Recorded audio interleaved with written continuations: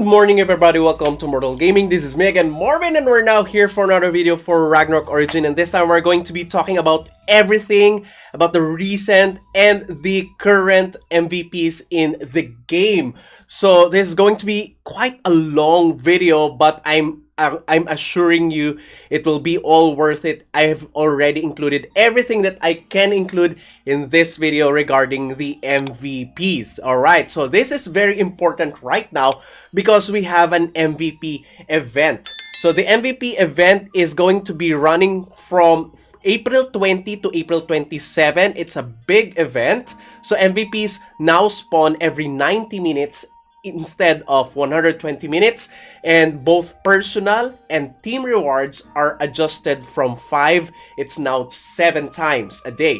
And every time that you do personal rewards or you get personal rewards, you also get an additional item or an additional box to be sent in your mail. So that's kind of a lot, right? More chances of MVPs, more chances of those 2-slot accessories that you want. Okay, so first, let's get to know how the MVP scoring works. So how is that working? If you go to the event and click MVPs here, all right, you would be seeing different types of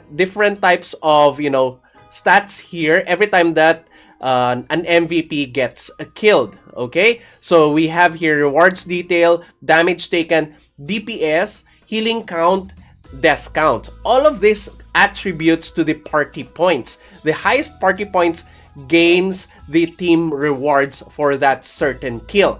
So for the reward details here, you will also see the first strike and the final blow. Those also attribute additional points to the party points.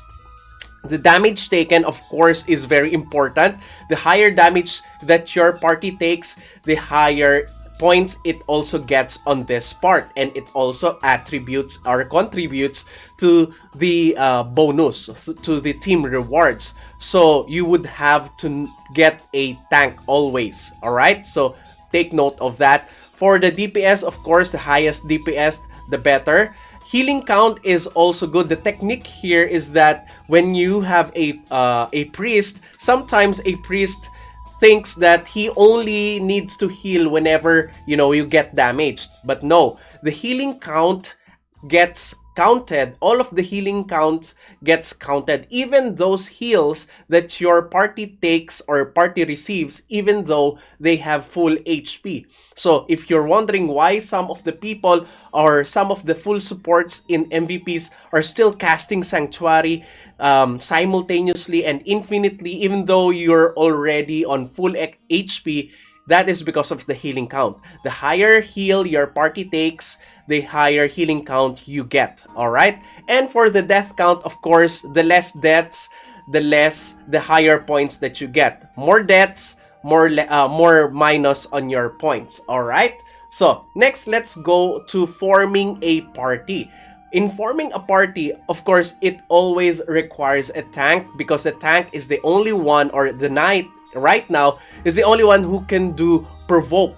And when you do provoke, you get damaged, and when you get damaged, you get an additional points on the damage taken. So please take note of taking a tank, and a tank that is usually not doing a provoke is usually not going to be better. It's always provoke. Okay, it's always provoke that wins the game, because you have to take damage.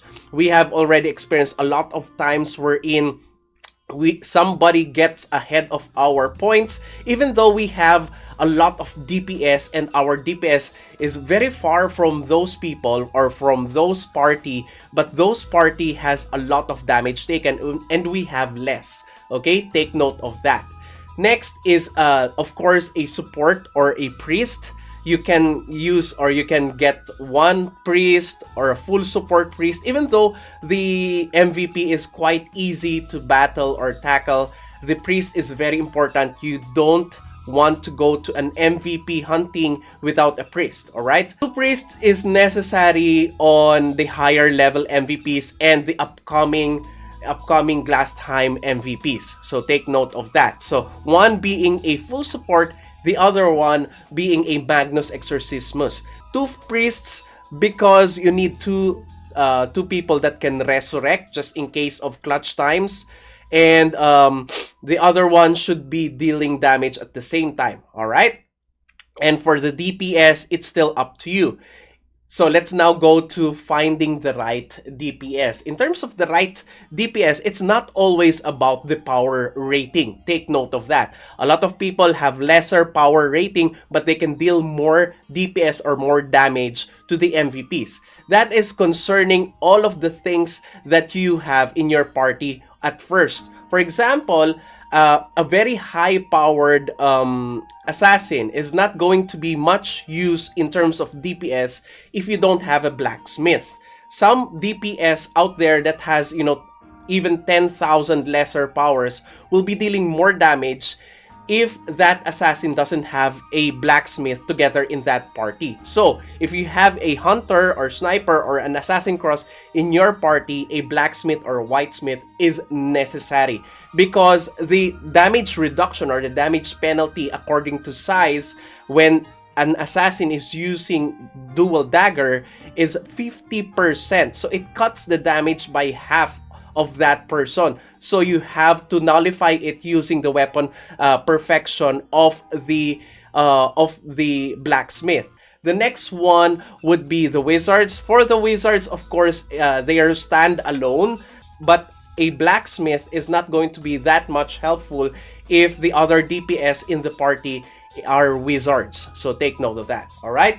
So preparing your DPS. So if you are the DPS or if you have DPS in your party that are kind of new to MVP hunting, you must know this. First of all, you must know the size. All right. So every time that you see this, you can look at the boss tips here. You would be seeing the size, the element, and the race of the enemy, because that is one way for your DPS to deal damage in order for him to change his or her cards on her weapon or his weapon ahead of time. Okay, so changing the right cards and putting it in your weapon would be giving a lot of DPS added to your party. So take note of that. Equipping also the proper cards versus these MVPs in terms of size is very important, or even in race. So first of all, if you don't have that luxury to purchase a lot of cards in the market, or whenever there's a snapping period, you fail to get a card from the trade, then this would be helping you. If you go to the points, so here, you can find here some of the weapon cards that would be very much advantageous to your MVP hunting. For example, Mandragora card versus Wind MVP monsters, or Hydra Illusion card versus Demi-Human monsters. So you can purchase those using different types of tokens. For example, in this time, we have the guild contribution required. For the Skeleton Worker card, we have the Proof of Union, and for the Minorous Illusion card, that deals damage to large-sized monsters. Particularly, most of the MVPs are large-sized, so this is going to be the most helpful for you.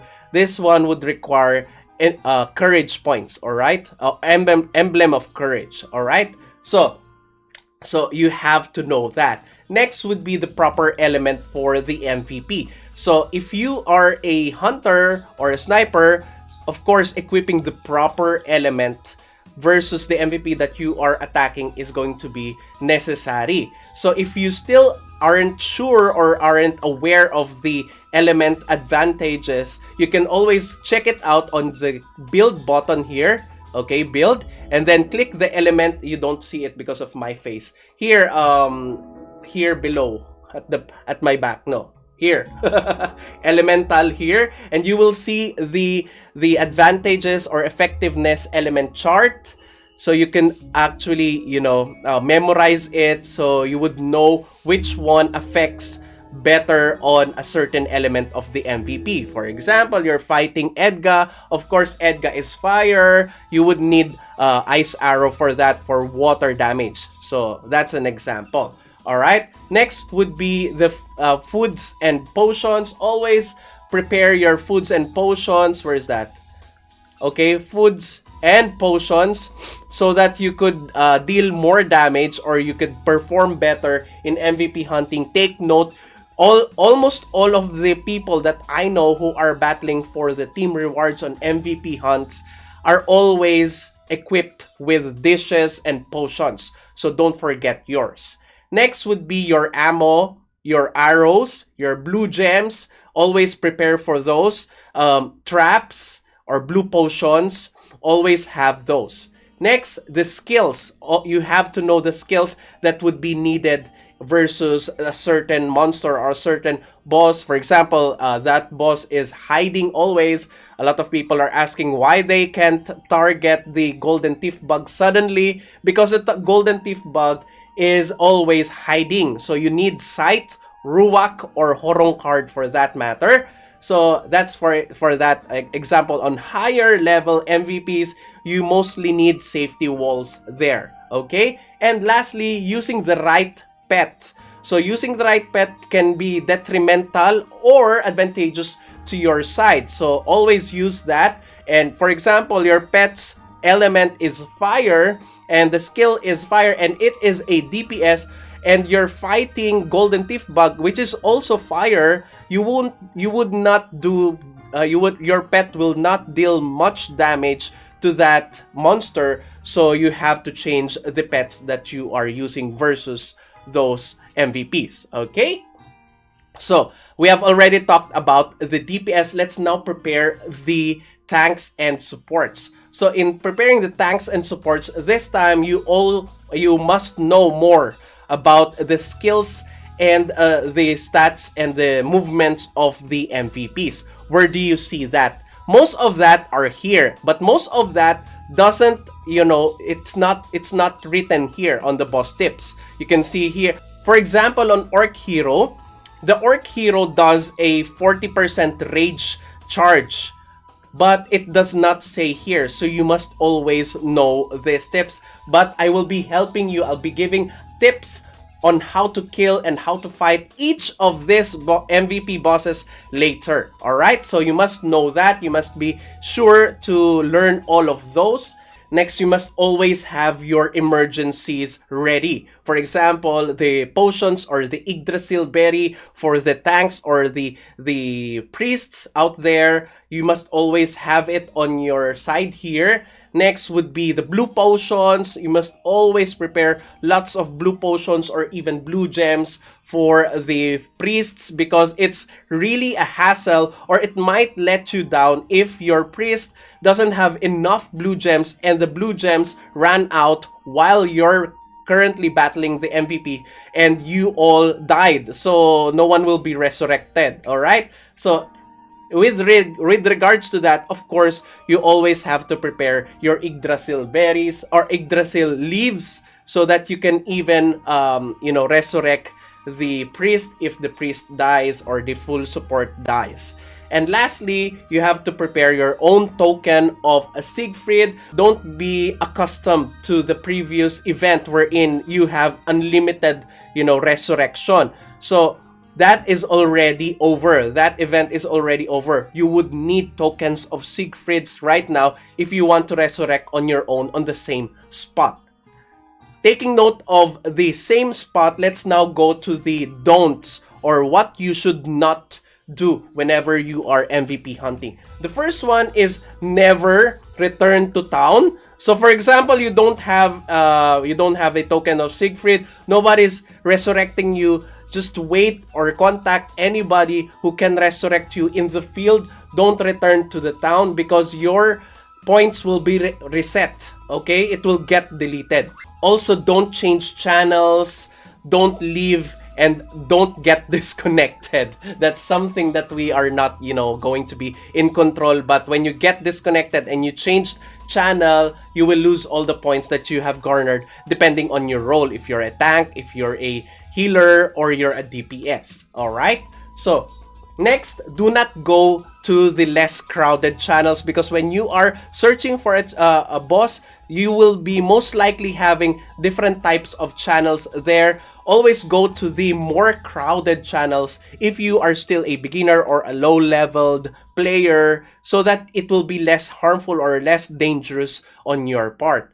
Only go to the crowded server or crowded channels if you are already, on that stage wherein you can take hits from the MVPs and you can survive all of its skills. So that when you survive, you get damage taken points, and at the same time, you don't die, so you don't lose points when you die. Alright? Next is don't let your guards down. Always go and check where the monster or where the MVP boss is casting its spells, or the channeling circle, red circles. Always check on those. Avoid those, particularly if you are a glass cannon in your party and you don't have any defenses. Alright? Let's now go to the bosses. So I will now be giving tips for each of the boss that we have currently on the global server. For example,